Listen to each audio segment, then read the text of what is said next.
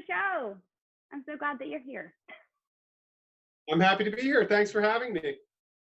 So we are talking today to Michael John Trotta, and if you have not done any of his music, you are in for a treat. We're looking at 3 pieces and some unique and different ways that these pieces have been adapted for the singers. But before we do it, I would love to hear your story. Your bio is great. You have music ed background, you have the DMA and choral conducting, but give us your elevator pitch. Who are you?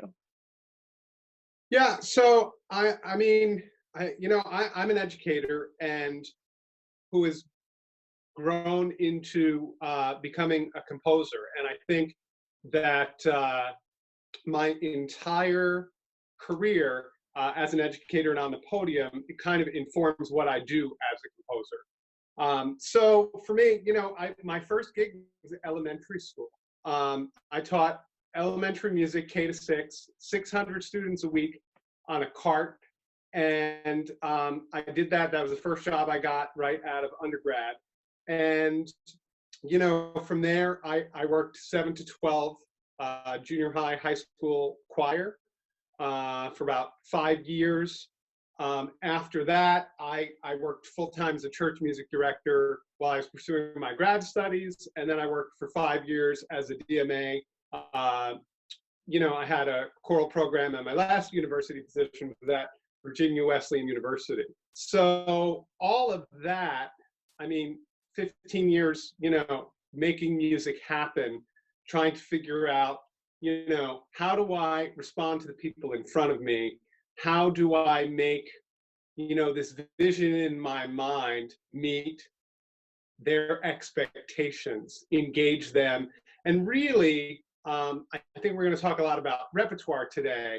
The idea being that, there is a way that you can choose repertoire that's going to be loved by the singers and the audience alike, whoever's listening. And I think, there's so much theater and there's so much drama in everything that we do in the choral art, at least there can be.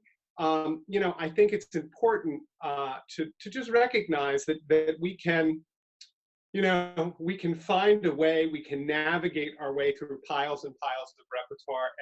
And as educators, what we can do is we can give the students the skills that they need.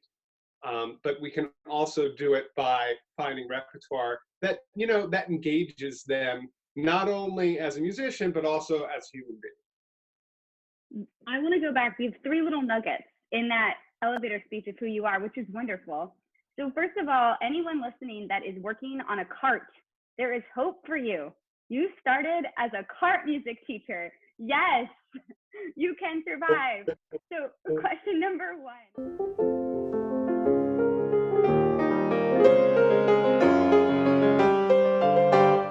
That again, to go back, kind of bring it full circle, is that how do we make that 7th grade or 8th grade boy say, oh, wow, there's a part for me. Right. I'm a choir person for life. That going back to the very first thing, you're here to inspire them to be choir lovers forever. That's right, so yeah. Well done. All right. Is there anything else that you want to say about this piece? I feel like we could talk forever. I'm even more motivated to do your music after having this time. Oh, well, thanks so much. And I think it's just so interesting as we kind of unpackage all of these different ideas.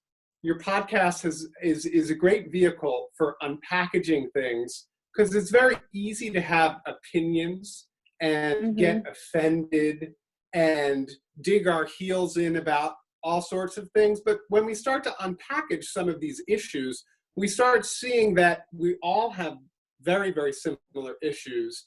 And the shining eyes of our singers, and the engagement of the audiences, and right now I'm currently working on a virtual choir, which is I've not done before, and the idea that there's 300 students right now, 300 high schoolers around the country, all singing into iPads and working and finding a way to make music regardless of where they are, and No it's way. not the same as being in person, but No. it is a way that we can connect with each other and focus on what it is. I just find that amidst all of the whirlwind of daily life, whatever is happening, that this musical connection that we have pierces through. It kind of burns away the stuff that's not important, the stuff that we all tend to worry too much about. And it gives us a reason. It reminds us why we wanted to do this in the first place. That's my last question was going to be, what's one thing that you want the listeners to know before they walk away? And I feel like that was perfect, that we just need to unpack it and be real and be honest. Is there anything else?